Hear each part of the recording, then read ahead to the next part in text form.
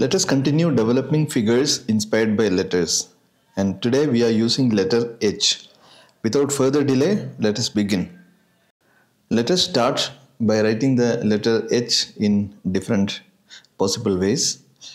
I'm using a cartridge paper A4 size, and I'm using a soft pencil for this particular exercise, the drawing part of it. Okay. I'm trying different angles, and I'm repeating the same thing below because in the second row we will try to convert that letter H into some sort of a figure performing some actions. So first row is the inspiration, and I have copied the same into the second row, and now I am trying to convert that letters in the second row as figures. So the top half of the letter H, I try to see them as the upper body, and the bottom half of H, usually I see them as legs. So it is fairly simple with the letter H. It is very simple. As we have seen in some of the previous letters, it was little difficult. I think letter H is pretty simple because we can clearly see the upper body and the lower body from the upper portion of the letter H and the lower portion of the letter H. So the tilt of the letter, I am using the tilt of the letter, the curve of the letter. I am trying to use it as the curve of the body movement. Okay, and it is the upper body, the lower body, and the arm movement, arms. Okay, so these are the things I am trying to focus, and it doesn't have to be very precise, accurate. It is just the objective is to get ideas, so that we should be able to generate more and more ideas by following this approach. So we are trying to kind of engage our brain or our creative area, so that we can come out with different figure poses, and the inspiration is taken from the letter H, right? I think these are reasonably convincing now, and we can now apply some color on top of this. Okay, once we are done with this, we can use some colors, and for coloring the approach is to use lighter colors for the top and darker colors for the bottom. So I have explained this in most of my previous videos, and this color scheme is just used as an approach. I mean, I use that as a standard approach, that I will use lighter color for the upper body and darker color for the lower body. That means light shirt and dark pants. You can use any color that you want. Okay, so let us completely apply the light colors, because I don't want to frequently switch the brush and pick up different colors, because in that case I had to rinse my brush every now and then between the lighter colors and the darker colors. Whenever you switch colors on the brush, it is a good idea to rinse and clean the brush, so that the colors don't get polluted.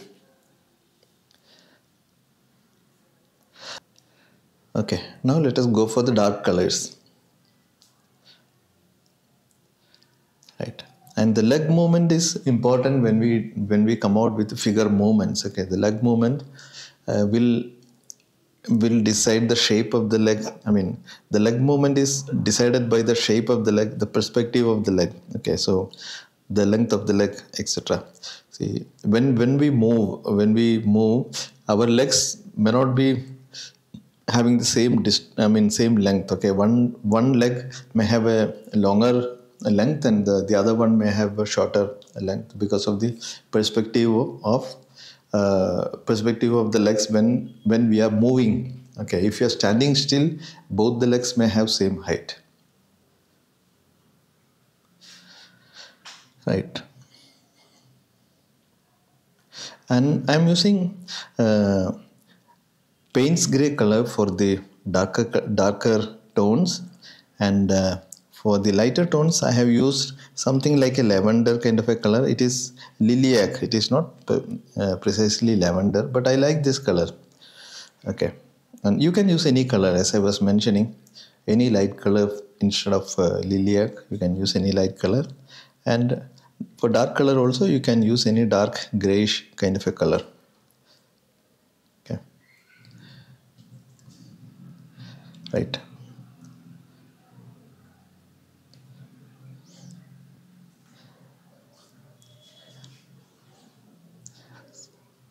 See, each of these posts doesn't have to perfectly make sense. So we are trying to get more and more ideas, okay? And we are trying to execute those ideas on the paper so that we develop our skill of painting these tiny figures. Okay. Now this, I am applying some sort of a skin tone for the exposed body part, like the face and neck and the lower arms. Okay, so here I am using orange color directly picked up from the tube, and it is an opaque treatment. Okay, so if you are not happy doing opaque treatment, you can dilute the color and you can use it. Okay, but here my focus is not on following proper watercolor principles. Here I am trying to get more and more ideas for the figures. Okay, so this looks pretty much good to me. I think some of the figures are convincing. Most of the figures are convincing here, and I am pretty much happy with this. Maybe adding a bag and a suitcase for him.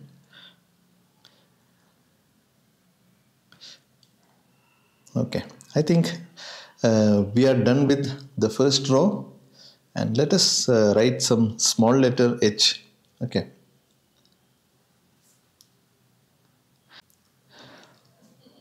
some small letter maybe with different tilts. Okay, so right, maybe one more. See, I'm repeating that in the second row as we have done for the first two lines. We are repeating the same process for the second two lines. The first row is the inspiration. The second row is the for actually creating the shape, creating the pose of the figure. Okay, so here again, the upper length of the small letter H I am using to represent the upper body, and the lower portion of H I am using as the legs. Okay, this is my rough idea, and further pose is developed from the overall tilt of the letter. Okay, so here I'm getting reasonably some interesting poses because of the kind of the curvature and the tilt of the letters. Okay, this I am not very happy with this. This looks a little lean figure, but it is okay. You may notice that the first two lines were slightly bigger, and we had a bigger figures, and the last two lines are little smaller. Okay, so the first two lines I wanted to make it bigger so that you can understand the ideas much more clearly, and the second row I assume that you already understood the process, and I can make even small tiny figures. Usually why I prefer small is in reality, in practice, you may want to make these figures very tiny. So we may have to practice it by making tiny sizes as well. So I have made larger size so that you understand the process more clearly. You can view it more clearly. And I also did little bit tiny size in the second row because in reality we may be making tiny figures.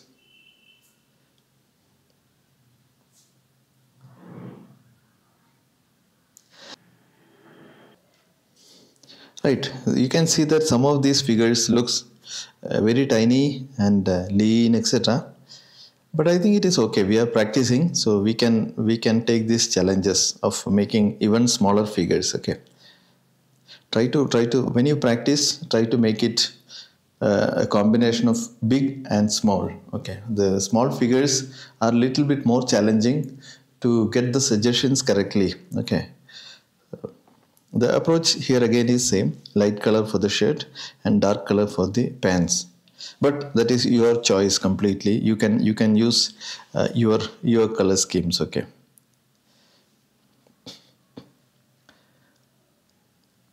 See, if you want more explanation of this process, you can check out for the letter A, the first one in this video series. You can check out that, because in that video I have explained the process a little bit more in detail with more elaboration.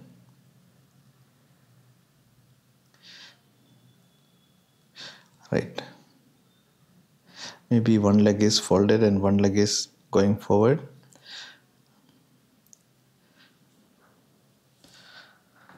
Well, I don't know what he is doing actually, this particular figure. I'm not very sure about what he or she is doing, but I feel that it is convincing. Okay. Right. I think we are pretty much good with this, and let us do the body part. Let us do the skin tones.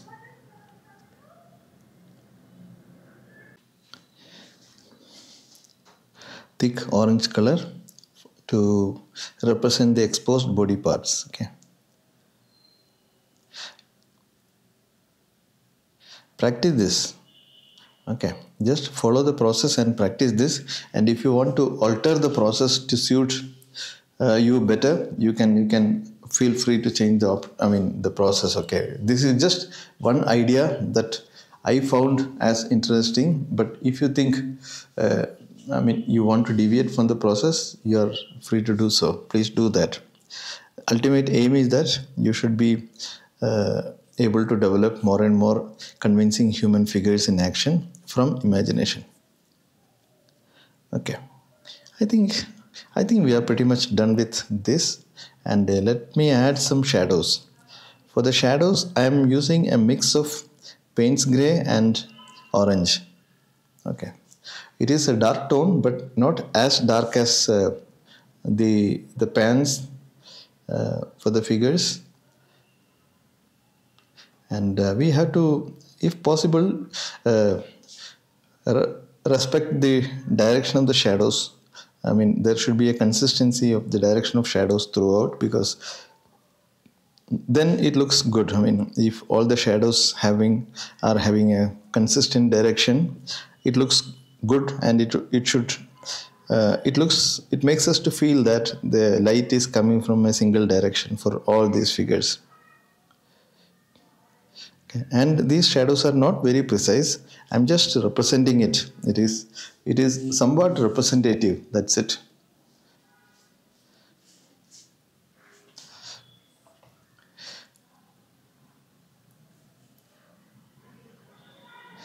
Right, now some quick shadows for this also.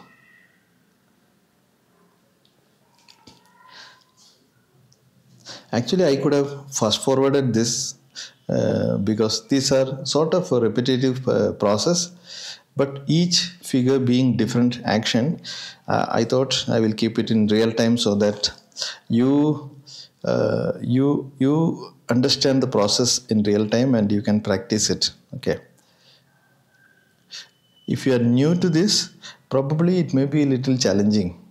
Please let me know if you are finding it useful, if you are finding it informative or not. If you are finding it informative and useful, please do subscribe to my channel and press the bell notification so that you get notified whenever I release new videos. And I am planning to release new videos frequently on this channel. And if you think this can help your artist friends, please share it to your artist friends, artist groups, so that this video can reach to a wider audience and more people can benefit from this video. Now let us create a number of people standing next to each other by writing this letter H a couple of times. Okay, so maybe a mix of small letters and capital letter H, and we will write them close to each other so that when we convert this into figures, they will look like a group of figures, a gathering of figures. Okay, so let us do that. And I am directly painting now. Actually, I have written the letters next to each other, and I'm directly trying to paint it, because you now know the process, and you can skip this some of the steps, because you have consumed the process already by writing it in the above rows and converting them into figures. Now you can directly paint it, and if you are not comfortable, you can first make the drawing as we did for the previous lines, and then you can convert that into figures. Okay, maybe a couple of figures, and these are even tinier. Okay, so I'm making it tiny, I mean reasonably, I mean large in the first row, little bit tiny in the second row, even more tinier in the third row, so that we get challenged. We have to feel challenged, we have to get challenged, and then only we can improve our skills. But if you are not comfortable, if you want to make them larger, you can feel free to do that.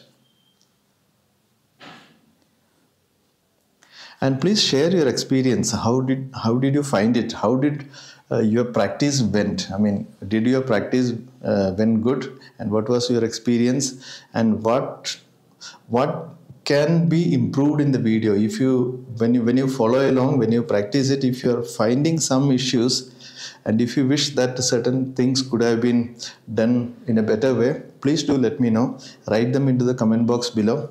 I will be surely going through all those comments, and I will be trying to accept whatever points that you write as much as possible. Okay, I will try whichever is viable, whichever is feasible.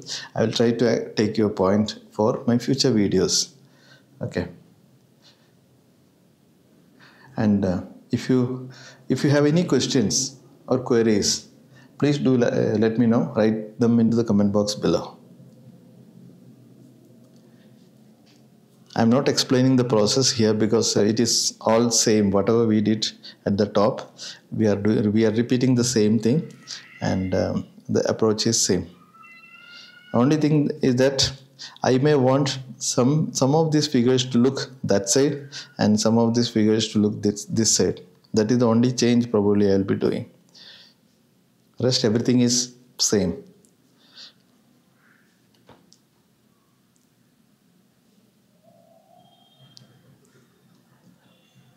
Right, we are pretty much done. We can call this as done. Maybe I will just add a little bit of shadow for the group of figures also.